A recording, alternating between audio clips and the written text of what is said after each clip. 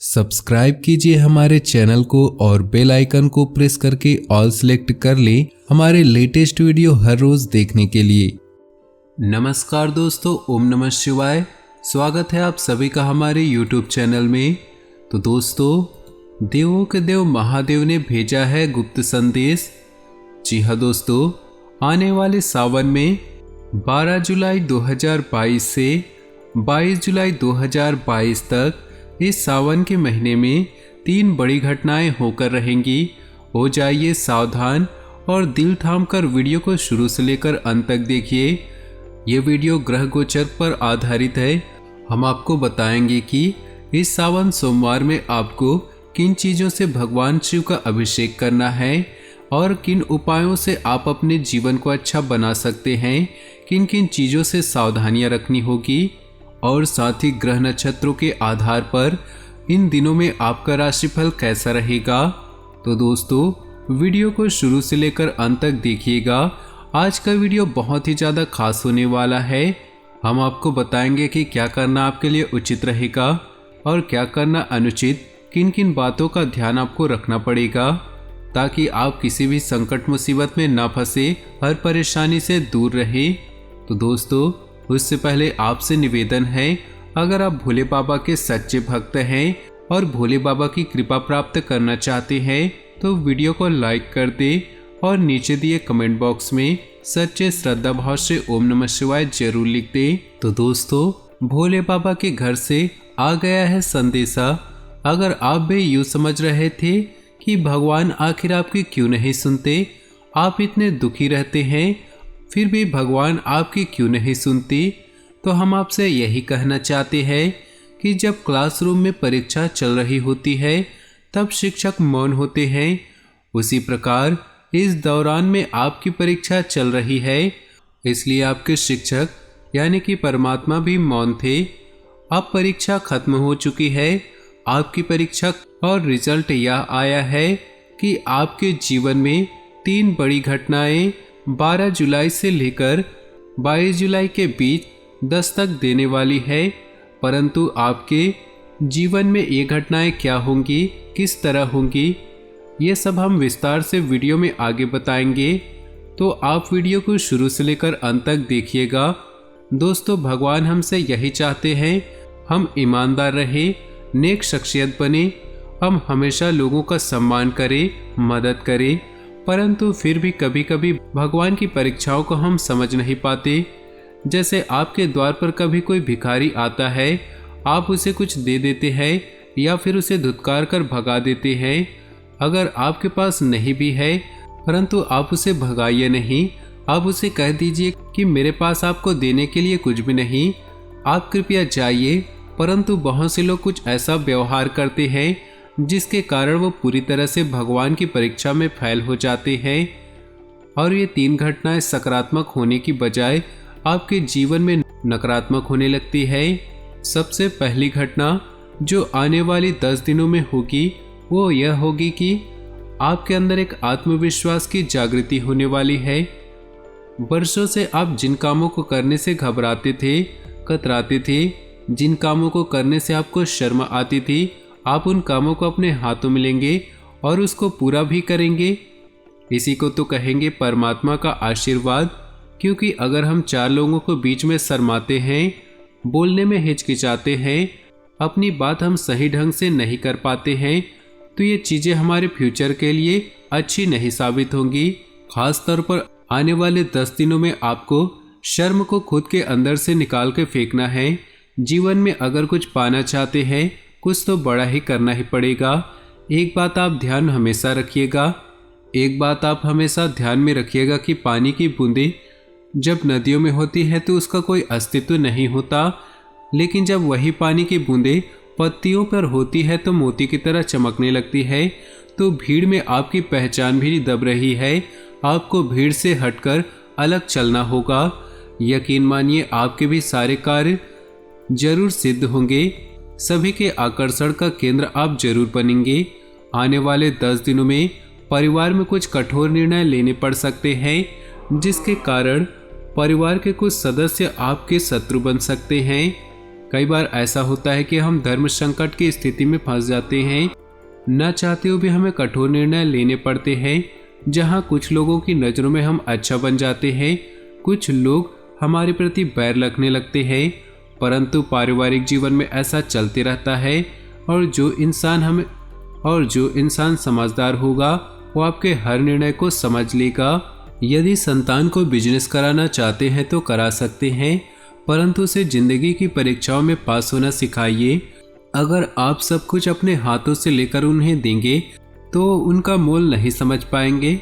इसलिए जितना हो सके उन्हें खुद मेहनत करने दीजिए। हाँ, उन्हें थोड़ा सपोर्ट जरूर कीजिए, परंतु उनका फ्यूचर पूरी तरह से बना बुनाया उनके हाथ में मत सौंपिए, नहीं तो वे सफलता के महत्व को नहीं समझ पाएंगे। और ऐसा ही कुछ आपके घर में दूसरी घटना के रूप में होने वाला है। कई बार हम हमारे संतानों को बेफिक्रा छोड़ देते हैं, परंतु बाहर के देशों में हम देखें तो वहाँ 18 से 20 वर्ष की आयु में ही माता पिता अपनी संतानों को स्वतंत्रता दे देते हैं कि वह खुद कुछ करके दिखाए और समाज में अपना नाम बनाए। और यहाँ ऐसा बिल्कुल नहीं होता। तो बातों को समझे।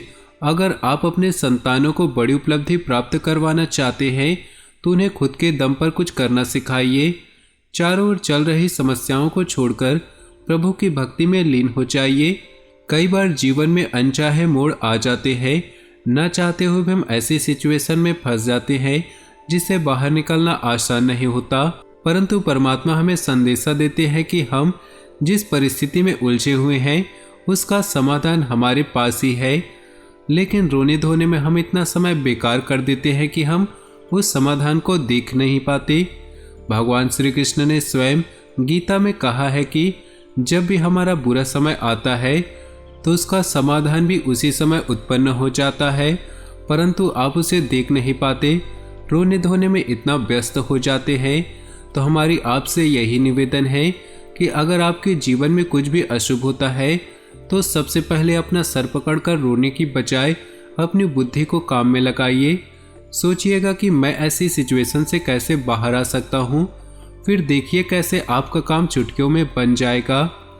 अगर व्यापार में चल रही परेशानियों को लेकर आप बहुत परेशान चल रहे हैं तो आप अपने पिताजी से बात कर सकते हैं। वे आपको इसका हल निकलवाने में बहुत मददगार साबित होंगे। जीवन साथी की तरक्की होगी।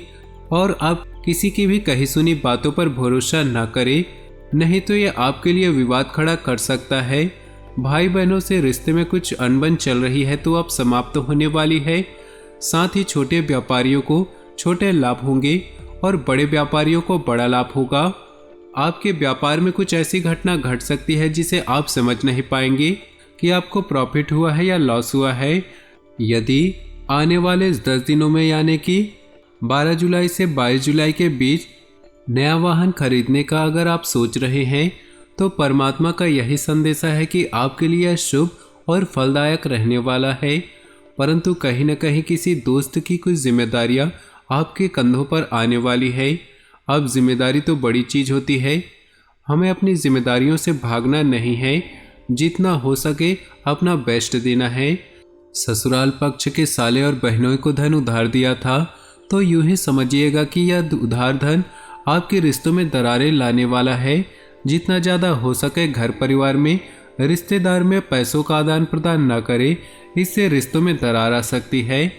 दोस्तों, अब हम आपको बताने वाले हैं इस सावन में क्या उपाय करने हैं, किन चीज़ों से आपको सावधानियां रखनी हैं और व्रत में किन खास बातों का ध्यान रखना है।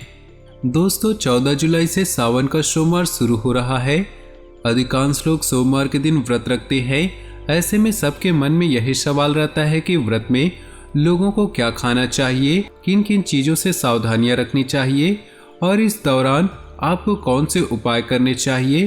तो हम इन सब के बारे में विस्तार से बताएंगे, वीडियो को ध्यान से सुनिएगा। अगर आप भी सावन के सोमवार का व्रत रखते हैं तो नींबू की शिकंजी और नारियल पानी पी सकते हैं। इसे आप व्रत में खुद को पानी की कमी दूर करने की जगह इस्तेमाल कर सकते हैं। आप व्रत में मूंगफली या मखाने को भूनकर खा सकते हैं। इसे खाने से आपको भूख नहीं लगेगी। साथ ही आप इसके साथ ड्राई फ्रूट्स भी खा सकते हैं। व्रत में फल खाना जरूरी है, यह आपके शरीर में कमजोरी नहीं आने देता। आप व्रत में केला, सेब, संतरा, अनार खा सकते हैं। इसके साथ ही आप जो भी प्रसाद महादेव को चढ़ाए वो भी रात को खा लें। सावन में इन चीजों से करें भगवान शिव का अभिषेक। संतान प्राप्ति की इच्छा करने वाले लोग अगर सावन सोमवार व्रत के दिन दूध से भोलेनाथ का अभिषेक करते हैं तो काफी फायदा मिलता है। अगर आपके किसी कार्य में बाधा आ रही है तो भगवान शिव का अभिषेक दही से करना चाहिए। ऐसा करने से सभी बाधाएं दूर हो जाती हैं। भगवान शिव का अभिषेक शहद से करने पर लोगों का समाज में मान सम्मान बढ़ता है। इससे वाणी दोष भी दूर होता है और स्वभाव में भी विनम्रता आती है। जिन लोगों को मानसिक तनाव रहता है या नींद की समस्या रहती है उन्हें भगवान शिव का अभिषेक इत्र से करना चाहिए। भगवान शिव का अभिषेक अगर घी से किया जाए तो ऐसे लोगों का स्वास्थ्य अच्छा होता है। अगर कोई व्यक्ति लंबे समय से किसी बीमारी से पीड़ित है तो उसे भगवान शिव का अभिषेक घी से जरूर करना चाहिए। भगवान शिव का अभिषेक गंगा जल से करना भी काफी अच्छा माना जाता है। इससे लोगों का घर सुख और समृद्धि से भर जाता है। भगवान शिव का सरसों तेल से अभिषेक करने से दुश्मनों का नाश होता है और पराक्रम में वृद्धि होती है। लेकिन एक बात का खास ख्याल रखें कि भगवान शिव का अभिषेक सरसों के तेल से करने से पहले अपनी कुंडली किसी ज्योतिष को दिखा ले। अगर उसमें ऐसा करना बताया गया है तो तभी आपको इसका फायदा मिलेगा, वरना नकारात्मक प्रभाव भी पड़ सकता है। अगर कोई व्यक्ति शुद्ध जल से भगवान शिव का अभिषेक करता है तो उसे पुण्य फल की प्राप्ति होती है। साथ ही उसे ज्वार संबंधी समस्याओं से भी निजात मिलता है। तो दोस्तों, आज का ये खास वीडियो अगर आपको पसंद आया हो तो वीडियो को लाइक कर दे और नीचे दिए कमेंट बॉक्स में सच्चे श्रद्धा भाव से ओम नमः शिवाय जरूर लिखे। भगवान भोलेनाथ की कृपा हमेशा आपके ऊपर बनी रहेगी। और साथ ही दोस्तों, वीडियो को अपने दोस्तों और परिवार के साथ व्हाट्सएप ग्रुप में शेयर करना बिल्कुल भी ना भूलें। आपका दिन शुभ हो, मंगलमय हो।